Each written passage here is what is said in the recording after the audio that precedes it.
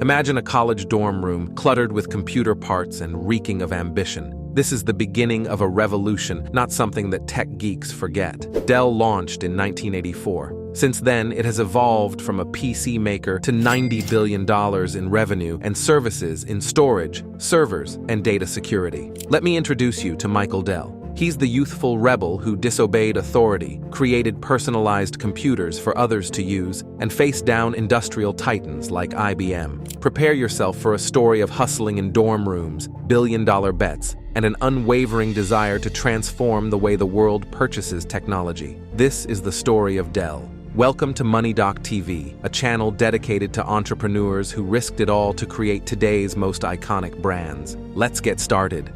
Introduction: the visionary of dorm room. A technological revolution began room 2713 of the Dobby Center at the University of Texas at Austin in 1984. This is the point at which Michael Dell realized his idea. Michael was not your typical adolescent. He had a deep curiosity about technology from a young age. While other children disassembled toys for amusement, Michael tried to learn how they operated. His insatiable desire to start his own business matched his interest. He discovered how to target potential customers at the age of 12. He started selling newspaper subscriptions by the time he was a high school student. In a single year, he made an incredible $108,000, but his sales were really boosted by the personal computer. The rise of the PC started in the early 80s. At that point, giants like IBM dominated the market. However, these machines were expensive and often sold through a convoluted network of retailers and middlemen. Michael Dell saw an opportunity. What if he could develop computers that were tailored to the demands of the purchasers and do away with the intermediaries? And suppose he could go straight to them and sell those machines? This seemingly straightforward but important revelation was going to change the PC industry. Michael was aware of the frustration clients had when their requirements weren't fully met by pre-built devices. Their unhappiness was exacerbated by the lack of flexibility given by shops. It was a prime example of inefficiency in the market. Michael Dell was too immature not to take full advantage of it. So, he registered his company as PCs Limited and boldly set off to work inside his college dorm room. Word of his custom-built computers and competitive prices began to spread like wildfire across the campus. Dorm room orders turned into a steady flow of business. Young Michael Dell had unknowingly triggered a chain reaction that would have a far-reaching impact on the world of technology and the way people thought about buying computers. Early challengers.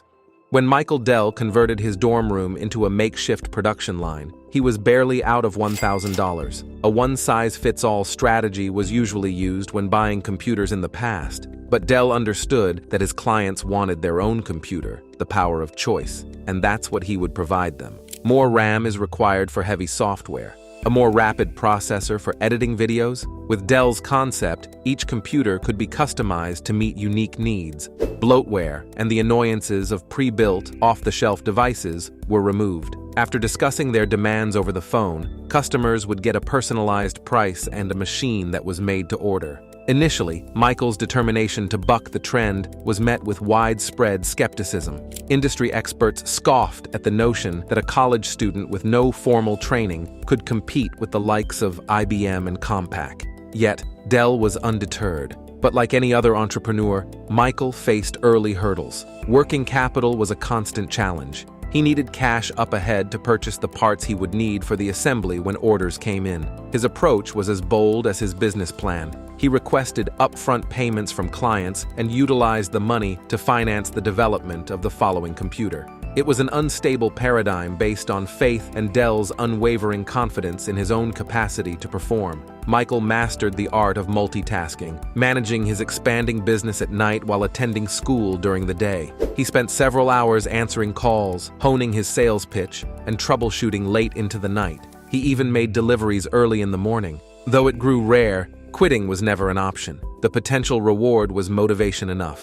Word of mouth became his most powerful marketing tool. Satisfied customers spread the news about a college kid who built great computers and offered personalized service. This was previously unheard of in the faceless computer market. Orders began flowing in, and they didn't only come from campus. Michael took orders from the wider Austin community. PCs Limited was proving the skeptics wrong, building custom machines that stood out one by one. Michael Dell faced a pivotal decision: stick with his college studies or fully commit to his computer business. One event played a significant role in his choice, when his team faced a shortage of crucial metal casings for their PCs. Orders had surged unexpectedly, and a tight deadline loomed. The traditional route to acquire these casings would take days, time they didn't have at that moment. As a solution, Michael turned his bathroom into a makeshift production line. The team thoroughly scrubbed the metal bathtub, then they took turns pounding and shaping sheet metal into crude but functional computer cases. It was a chaotic and strangely ingenious time, but those bathtub-forged computers went out to customers on time. The numbers spoke for themselves. Within the first year, PCs Limited had raked in an impressive $6 million in sales. What began as a dorm room experiment had quickly ballooned into a force the industry couldn't ignore. Michael Dell, the precocious college entrepreneur, proved that sometimes the best innovations stem from a willingness to break every rule in the book. The Dell difference. PCS Limited blossomed into a computer corporation. At the same time, its core philosophy solidified into what would become known as the Dell difference: customer-centricity. Michael placed the customer at the absolute heart of the business. In an era where most computer companies thought in terms of product specs, Michael thought about solutions. His team didn't just sell PCS, they provided tools to enhance productivity, creativity, and connectivity. Building a relationship with the customer was paramount. The team understood their customers' unique needs and responded quickly to queries. All the while, they ensured that after-sales support went above and beyond. It was a radical reframing of the computer company's role, and it led to fierce brand loyalty. Lean manufacturing. Michael Dell was inspired by the efficiency of Japanese automakers. He revolutionized inventory management based on their principles. Instead of stockpiling pre-built computers in warehouses, he embraced a just-in-time model. Components arrived only when needed. They were assembled rapidly into customized machines and immediately shipped out to customers. This eliminated the cost of maintaining vast inventories. It also reduced waste and allowed Michael and his team to respond almost instantly to changes in technology. A lighter, more agile operation meant better prices and fresher tech for the customer. No middleman. Dell's approach of selling directly to consumers wasn't just a smart business move, it was at the heart of their philosophy. Instead of going through retailers or middlemen, Dell wanted to interact directly with their customers. This meant they could provide personalized service and transparent pricing. More importantly, cutting out the middlemen meant Dell could keep the profits that would otherwise go to those intermediaries. Dell was able to keep up with the increasing demand for PCs thanks to this strategy, while rivals failed. The majority were burdened by outdated frameworks and ineffective logistics networks. This is the point at which Dell made its move and ate up market share at an incredible rate. Revenue increased gradually, and the business gained enormous value. Dell grew even more aggressively in response to the beckoning of international markets. He went from being a quirky competitor to an industry heavyweight by the end of the decade, conquering the world. In June of 1988, Dell stock debuted on the NASDAQ exchange. It was priced at a modest $8.50 a share. The response was overwhelming. Demand far outstripped the initial offering and caused the share price to soar. By the end of the day, the stock had nearly doubled. It was a stunning debut, and it solidified Dell's status as a Wall Street darling. More than that, it generated an infusion of capital that would accelerate its growth. The IPO was a watershed moment for both Dell Computer Corporation and Michael Dell personally. Dell Computer was flush with fresh capital to supercharge its operations, invest in R&D, and expand its manufacturing capacity. It had enough left over to finance its aggressive global expansion. The IPO also transformed Michael Dell into one of the youngest CEOs of a Fortune 500 company overnight. But success brought its own complexities. Publicly traded companies face intense scrutiny, endless analyst reports, and the pressure of quarterly earnings targets. Dell's youthful, freewheeling leadership style was the cornerstone of the early years, but now it needed to evolve. He had to balance the dynamism and innovation that fueled his company's rise with the discipline and consistency that shareholders demanded. Michael Dell had ambitions to make Dell computers ubiquitous worldwide, but the path to that level of dominance was littered with challenges, and they were unique to each market. However, many other countries lacked the necessary infrastructure. Dell swiftly set up local call centers staffed with multilingual representatives who understood the nuances of selling directly and building trust in regions unaccustomed to retail shopping. Japan was a major bridge to cross. In the early days, Dell faced a frustrating problem. Returns were far higher than expected. Even if the usual defective units were accounted for, Dell was perplexed to discover that many of the returned computers were in perfect working order. The issue wasn't faulty hardware, but a fundamental cultural misunderstanding. Japanese consumers were accustomed to meticulous product packaging and presentation. They were returning Dell computers because the utilitarian brown cardboard boxes seemed cheap. The fact that the computer inside was top-notch didn't seem to matter. This respect for the unboxing experience ran deep. It was a cultural expectation that Dell was entirely unaware of. Rather than view this as a setback, Michael Dell saw it as a valuable lesson. He instructed his team to immediately redesign their packaging for the Japanese market. Dull boxes were out, and sleek, colorful designs that highlighted the quality of the machine were in. Information pamphlets were translated with cultural sensitivity. Dell ensured that every aspect of the unboxing process conveyed value and respect for the customer. The results were amazing. Product returns not only fell rapidly, but Dell's reputation for attention to detail also increased. What initially seemed like an error turned into a powerful way to demonstrate the company's adaptability. Customers recognized that Dell wasn't just imposing its US-centric approach, but genuinely listened and tailored its offerings to suit cultural preferences. Reinvention. By the turn of the millennium, Dell was a behemoth, but storm clouds were gathering. The early 2000s saw the dot-com bubble burst. In addition, a global recession loomed, and the meteoric rise of the PC market began to slow. Dell wasn't immune to these forces, and cracks began to appear in its once unassailable position. The relentless focus on efficiency began to breed complacency. Rivals like HP and Apple invested heavily in design and innovation, and Dell risked being perceived as predictable. Customers were no longer satisfied with merely functional computers. Dell's stock price began to steadily decline. Then, the company started missing earnings targets. The golden era of easy wins was over. Michael Dell knew that resting on past laurels was a recipe for disaster. He realized that Dell's survival and return to dominance hinged on rediscovering its innovative spirit. The company had to redefine what it meant to be a leader in the 21st century. Under Michael Dell's leadership, Dell embarked on a strategic overhaul. He recognized the limitations of the PC-centric model and steered his company towards diversification. This was not a random expansion, but a carefully targeted acquisition plan. He was going to build a comprehensive portfolio of offerings aimed at meeting the evolving needs of business customers. Dell shifted its focus away from the cutthroat consumer market. At the same time, it leaned heavily into the lucrative enterprise sector. Businesses weren't just buying computers, they needed scalable IT solutions. Dell could now offer secure data management and expert support. The evolution of Dell Technologies' business model.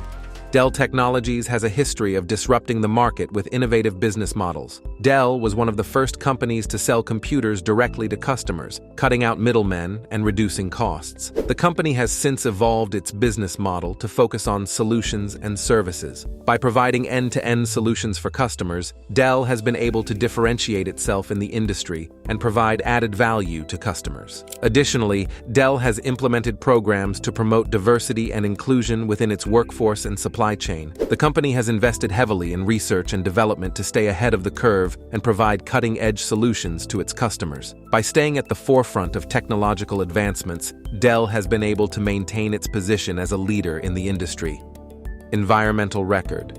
Dell has committed to reducing greenhouse gas emissions by 40% by 2015, ranking second out of 15 listed electronics makers in Greenpeace's Guide to Greener Electronics. The company was the first to publicly state a timeline for eliminating toxic polyvinyl chloride, PVC, and brominated flame retardants, BFRs, in its computing products. However, the commitment was revised to remove toxins by the end of 2011, only in its computing products. Greenpeace activists protested at Dell offices in 2010 and called for Dell to drop toxins. In 2009, Dell launched its first products free of PVC and BFRs. In its 2012 report on progress relating to conflict minerals, the Enough Project rated Dell the 8th highest of 24 consumer electronics companies.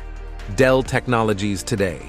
Today, the legacy of Michael Dell's dorm room bet lives on. Dell Technologies is a true technology powerhouse, a company that has repeatedly reinvented itself, rising from every challenge with the resilience that defines its core. As a privately held company, Dell is free to play the long game, and the results speak for themselves. In its fiscal year of 2023, Dell Technologies generated just over $100 billion in revenue, cementing its place as one of the largest technology providers in the world. Dell Technologies' influence extends globally, with a massive workforce of over 130,000 employees spread across 180 countries. This network of talent, manufacturing hubs, and R&D centers gives Dell an enviable scale, allowing them to address diverse customer needs across a wide range of industries and markets. Beyond the raw numbers, Dell Technologies continues to be a driving force in shaping where technology is headed. They invest heavily in research and development, prioritizing cutting-edge solutions in areas like cloud computing, advanced storage systems, and cybersecurity.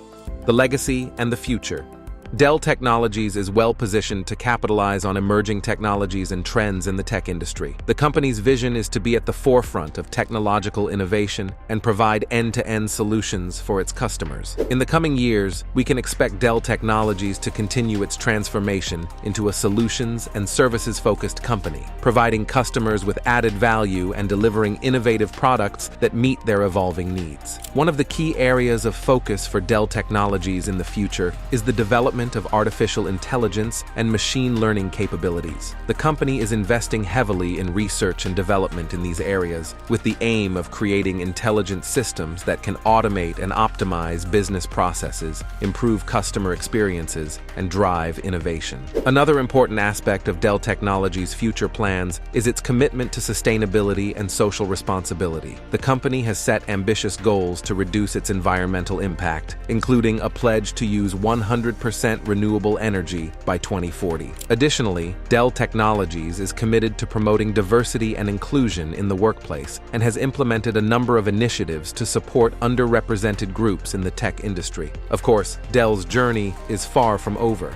Michael Dell, the dorm room visionary, likely won't be satisfied with merely being an industry giant. Whether it's pursuing breakthrough technologies or further expanding into the enterprise space, we can be sure that Dell Technologies will keep pushing boundaries. So, what are the lessons entrepreneurs can learn from Dell's success story? Dell's success story offers many valuable lessons for entrepreneurs. Some of the key takeaways include the importance of customer focus, the value of innovation, the need to challenge traditional business models, the power of empowering employees, and the need to be able to anticipate and adapt to change. The success story of Michael Dell is a testament to the power of innovation, customer focus, and a passion for making a positive impact on people's lives. His leadership has propelled Dell Technologies to the forefront of the tech industry, and his legacy will continue to inspire generations of entrepreneurs to come. We really hope you enjoyed today's video, how the biggest computer company was developed.